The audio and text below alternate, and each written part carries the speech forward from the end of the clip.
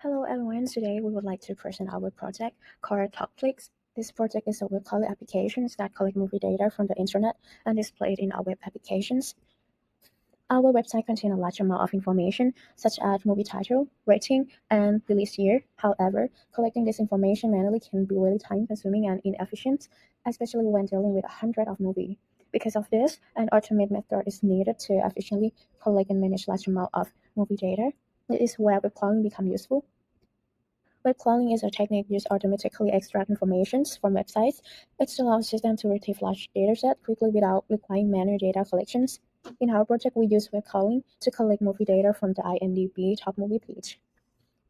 After collecting the data from the website, the information is usually in unstructured HTML format, which is difficult to use directly. To solve this problem, we use regular expressions, also known as regex, to identify and extract specific pattern from the text. Regular allows us to filter important information such as movie IDs, release year, runtime, and other movie detail. The processed data is then organized into a stack format so that it can be used by our applications. The main objective of this project are the following. First, to extract movie data from IMDb using web crawling technique. Second, to apply regular expressions in Python to filter and process the collect data. Third, to organize the extract data into stack format. Finally, to display the processed movie information through our web applications. This project uses two main data sources. The first source is the IMDb website. It provides a large collection of movie information such as title, rating, and release year. The second source is the OMDB API. This API provides additional movie information such as poster, runtime, and like HTML pages. The API returns the data in JSON format, which makes it easier to process and integrate into our application. First is methodology. So we use the React allowing, and we also use the components, and we have used the front end along with the API, and we have used HTML, CSS, JavaScript, React, and GitHub used for the version control and GitHub pages for deployment. We also test that to ensure website load the movie data correctly and provide a responsive and smooth UX across devices. And this is the technology stack over here for backend and front end, and this is the data collections and web crawling. So first we target, second we crawl, third we parse, and fourth we cache. And for REST API designs, it was shown like this. And for the system workflow, end-to-end flow from data to user experience. So firstly, we're going to open the TLC website, then front-end React application is going to load and send requests to the movie API, and then the API is going to return movie data such as title, poster, and description, and then the system processes and display the movie information on interfaces. Then users can browse categories such as for search for movies or select a movie, and when a movie is selected, detailed information is displayed dynamically, and then the system continuously updates the UI based on user interactions. And this is a system architecture overflow for data layer, backend layer, and frontend layer. And this is the user request flow. You can see 1, 2, 3, 4, 5, 6. And this is the front-end page routing. We have 3 pages, which is home page, movie pages, and detail page. And this is the deployment architecture for the GitHub page and render.com. The front end is built with React 19 and White. Start using Tailwind CSS with client-side routing via React Router DOM 7 and connected to a Python Flask API on the backend. For the component structure, each page is dedicated React component: home page, movies page, detail page, and navbar. React Router DOM 7 handles navigation between pages using browser router and route. Tailwind CSS provides utility first, styling for the dark cinema theme, and White gives us fast hot module replacement during development. On the React side, use stage, manage, filter, and search input, while use effect triggers API calls whenever filter change. The Flask API is called using fetch, with query parameters like search, genre, year, min rating, and sort. Responses come back as JSON and are rendered dynamically as movie cards. The UI follows a dark cinema theme.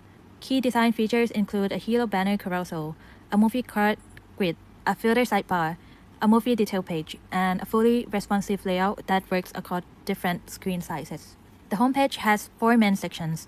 First, a full-width hero banner with the movie backdrop, IMDb rating, generate text, plot preview, and a see more button. It auto-rotates every 5 seconds. Second, a trending section. Third, generate top 10 row for action, drama, crime, and more. And fourth, a new arrival section sorted by release year.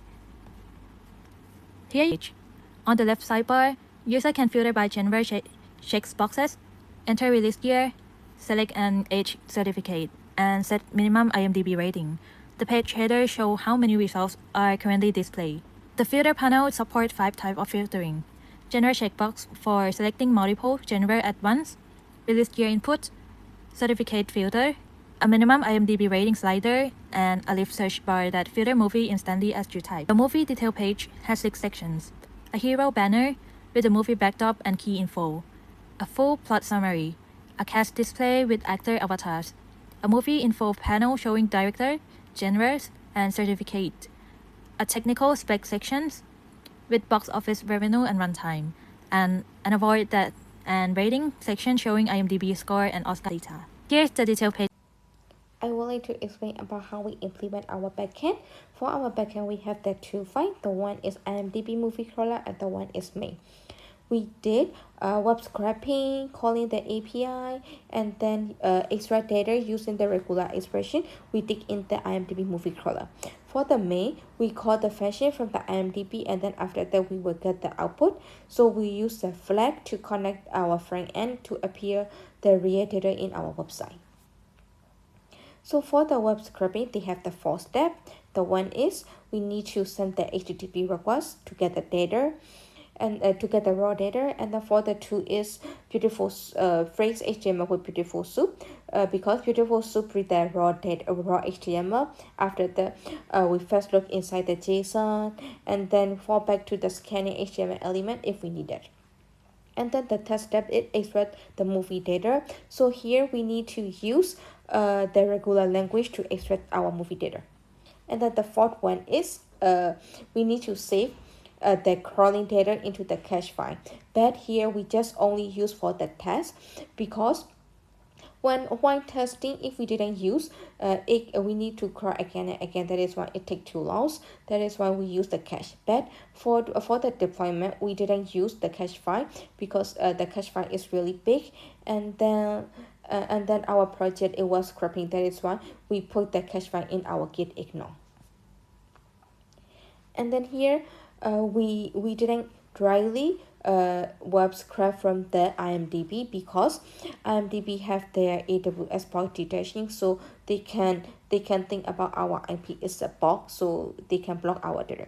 That is why we use the OMDB API, and the OMDB API is a free available big movie database.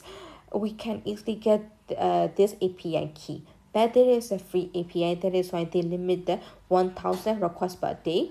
So our website is 150 movie, so we can only crawl 6 times per day. Here, OMDB API can get the data of year, plot, actor, award, and other data also. So here, regular language, step 3. For regular language, why we need regular language? Because for the backend, when we run it, it just only gives the JSON file, right? So it is really difficult to search and then to extract and then to make to get the real data, to get our target data. That is why we need to use the regular language to search and then to extract what we need. So here, even though we use a lot of regular language in our code, and there is the here I just only talk about the 9 pattern. This 9 pattern is the most important data of our project. So the first one is we extract the movie ID, because IMDb gave the in the URL IMDb gave the movie ID, so we need to extract this movie ID to get the movie data. So here we use the TT because IMDb give the ID start with TT. That is why we need to use TT, and then deploy is mean it can follow the digit between 0 to 9, and then it can be 1 or more. And therefore for the pattern 2, we need to extract the release year. For here we use the D curly bracket 2 because it's mean it definitely follow the 2 digit. And then for the runtime, in our real code we use the 4 regular language, but Here I just only put one.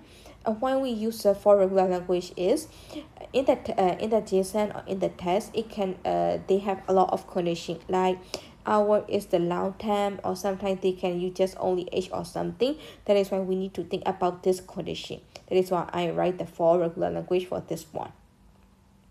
And then for the extract many, I also use the for regular language because like for to express the many, they can also use the comma, or sometimes they use the 1.3 million or something like that. So we need to consider all of these conditions. That is why I use the for regular language there. But here we use the slash dollar sign, right?